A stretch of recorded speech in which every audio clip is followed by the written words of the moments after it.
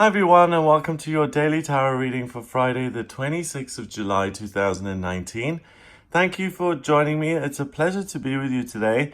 I'm using the Tarot of the Water again for today's reading. Now, I hope you've had a wonderful week. I've had the kind of week where yesterday I got a call from my sister. She's on her way from South Africa to Florida, and she had a layover at Gatwick this morning. So she called me and asked me if I wanted to come up and keep her company. So I drove up this morning and we chatted for 2 hours and caught up. And it was a really lovely, unexpected, positive surprise. And it was just something that was an unexpected joy in my life. So I hope you've had a joyous week. I hope you're having a lot of good times, a lot of fun.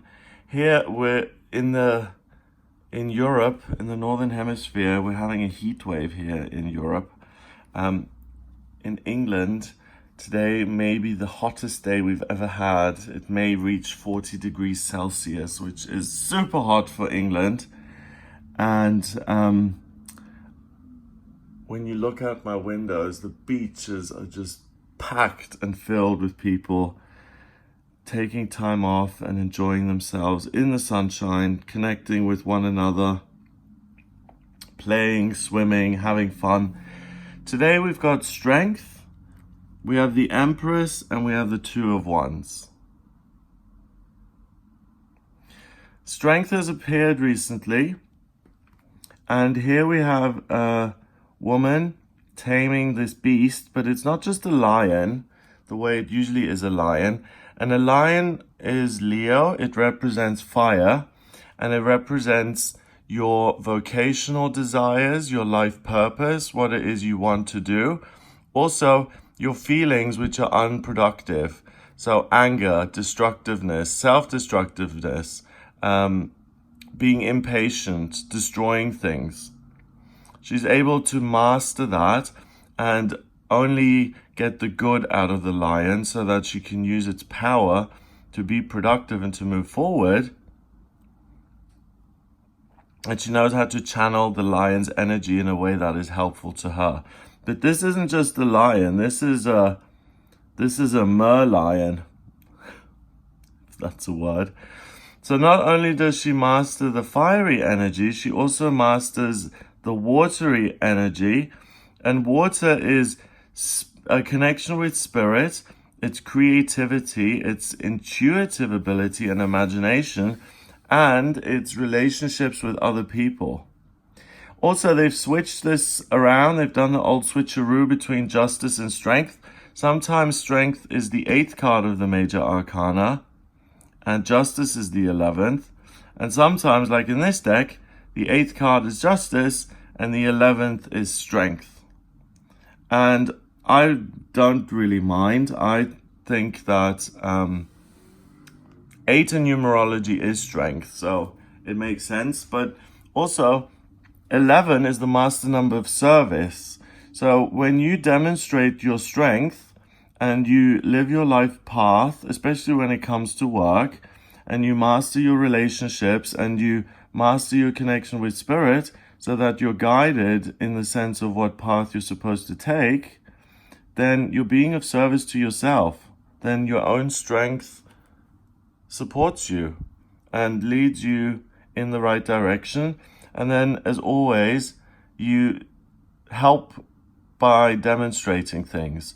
So little children are always listening and always watching. It's so funny when you're sitting in the kitchen and you're having a chat and the kids are just playing around in the background and you don't really pay attention, and then you say something and suddenly one of the children is right in your face saying, "What does that mean?" And they've been listening all along. And it's those kind of situations have always been surprising to me because they pay attention to absolutely everything. So by demonstrating who you are and how strong you are, and that you can make your feelings and your dreams a reality, and that you can use your intuition, and that you can be kind and compassionate and loving and strong,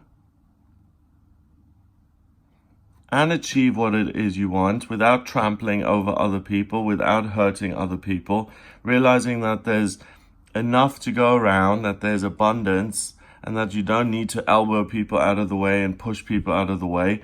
The real strength comes from focusing on what you do, not comparing yourself to others, being of service to yourself by being the best you can be, and really thriving in that sense. This is a beautiful combination because the fiery part is masculine in terms of the elements, and the watery part is feminine. So we've got the yin yang. We've got both feminine and masculine in this one kind of scary mythical creature that she's treating as a pet almost, and she's harnessing its energy. So you're totally balanced between taking action and listening to your guidance and receiving messages. The next card is the Empress. And the Empress is the mother figure. She's about new beginnings. She's about giving birth and being a parent and communicating and teaching her children how to speak and to walk and to live and how to adapt to planet Earth. In this case, she is a mer goddess, warrior princess, warrior queen, and she is the protector of the realm. So she's the Empress in the sense that she is the boss. She's in charge of the ocean. She is the Empress of the sea. So bye-bye Poseidon, bye-bye Neptune. All of the people who pretend to rule the seas. It's really the Empress. She's in charge and she's ready to fight. And she's ready to defend and shield herself from any onslaughts, from anyone who is going after her subjects. She is going to protect them, and she's willing to give her life for the people she rules over. So the Empress is someone who starts things independently. She has an idea. She really understands her situation and her role in life. She's the Empress in this case, and I've never seen her as a warrior goddess before, but she truly understands that if she doesn't stand up for the people she rules over, or the oceans, the fish in the sea, then no one else is going to do it. Like, bystander syndrome, when someone in public transport is being hit and dozens of people just stand staring and no one intervenes. Bystander syndrome. She doesn't have that. She knows that it's her job to fight and to defend and to protect. So she's very clear on who she is, what her life purpose is, and she's living that. She's a physical embodiment of her purpose. So your feelings and your desires are very clear to you today. You're able to manage them, and you're able to channel them into your identity, or really you're able to become a product of your feelings and desires, and you're able to make a fresh start in your life. The Two of Wands is usually a man holding the world in the palm of his hands, and he stands between two wands which look like a doorway.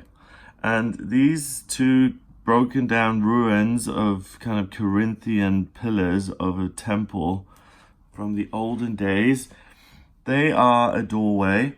They look like the glyph of Gemini as well. It's like a doorway. But instead, and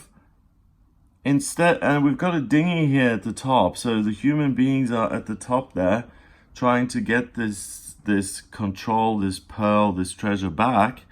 So instead of being in charge of your own life, you may feel like some monster has taken your dream, or someone has taken your choice, your ability away from you, and you're no longer able to decide your own life and your own destiny and your own dreams. So thank goodness you can ride this sea lion, and that you can be the Empress with your magical sword and shield, and you can fight the octopus for the pearl, because it doesn't look like it's going to give it up freely. And you get that pearl back, and that is your ability to transform your life into whatever you want it to be. As a human being sitting in the dinghy and putting on your scuba gear and diving down and trying to grab something from this giant octopus, you're not going to have much chance, because look at these suckers. It's going to take you down with one tentacle, stick you against one of these columns, and you'll pass out and you'll end up on the floor.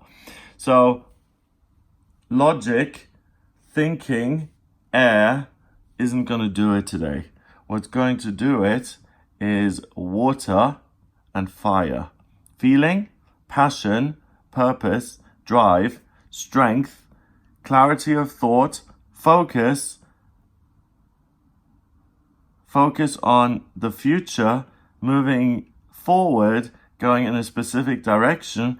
And the color of the octopus itself is red. So it's about identifying your own passions or your own angry feelings, your own self-destructive patterns that prevent you from manifesting your best life. And you have an opportunity to get rid of the fiery side of things that are self-destructive and that actually prevent you from moving forward. So again, the positive side of fire and Leo is being fun and spontaneous and being able to motivate others, being in the spotlight, being a pioneer.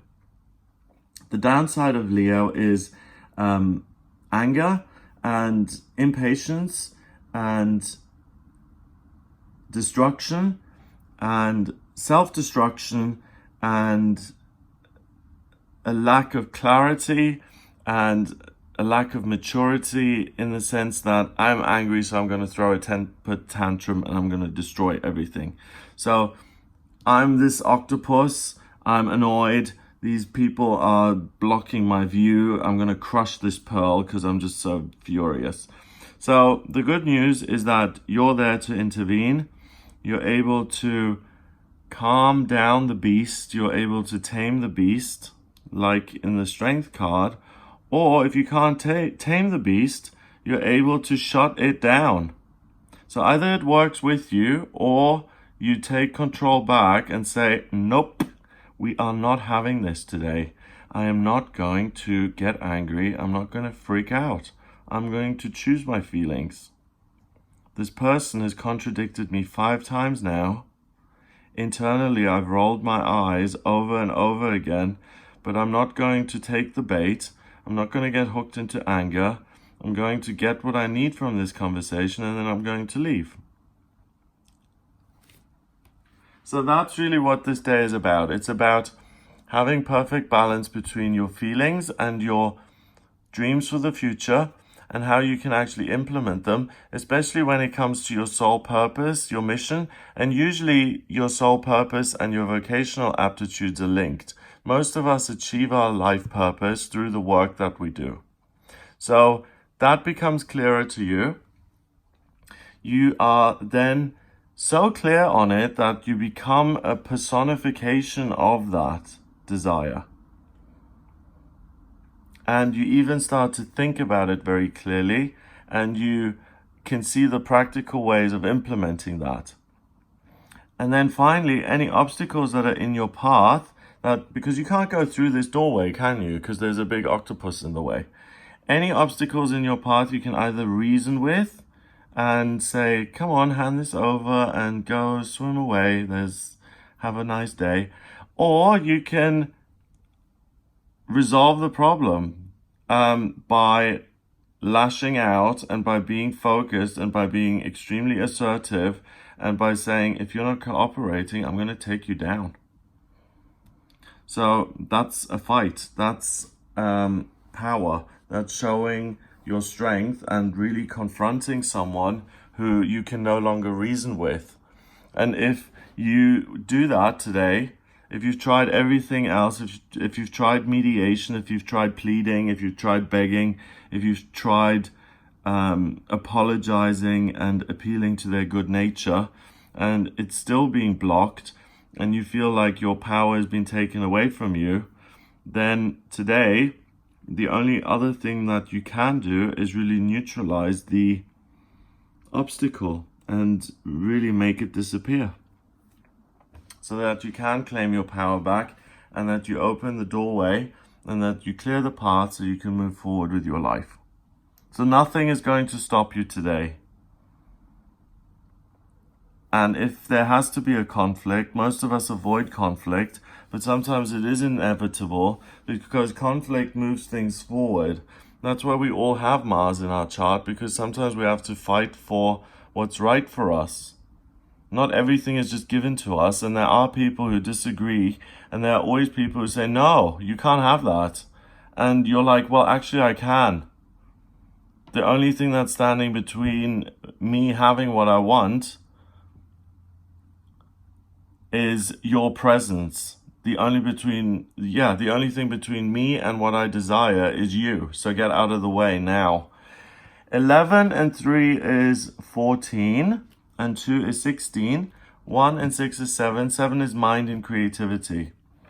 So use your ideas to find a way to get rid of the problems, and use your clarity of thought and your words and your ability to communicate to open this path. The fact that it's Gemini as well indicates that this can be resolved through thinking and through communication. But if you have to use really profound, confrontational, significant communication to harm this thing in a way, emotionally or physically, I don't mean like the Empress is going to take that thing and stab the octopus and kill it. I don't mean that. I mean that she's going to say, listen, I'm here to fight. I'm not intimidated. And the octopus is going to look at her and say, hey, actually, I'm just a big ball of flesh. I'm not going to go against this. So I'm going to make a decision here. She's not backing down. I think I might just take my pearl and fly off, so she can have her open doorway and that she can do what she wants. So it's about being clear and standing your ground and communicating properly and achieving what it is you want, and using your mind and your creativity to get what you want. So have a wonderful day. If you'd like a private reading with me, please get in touch via my website. It's gregoryscott.com. Click on the reading tab to order your reading. Have a fabulous day, and I'll speak to you tomorrow.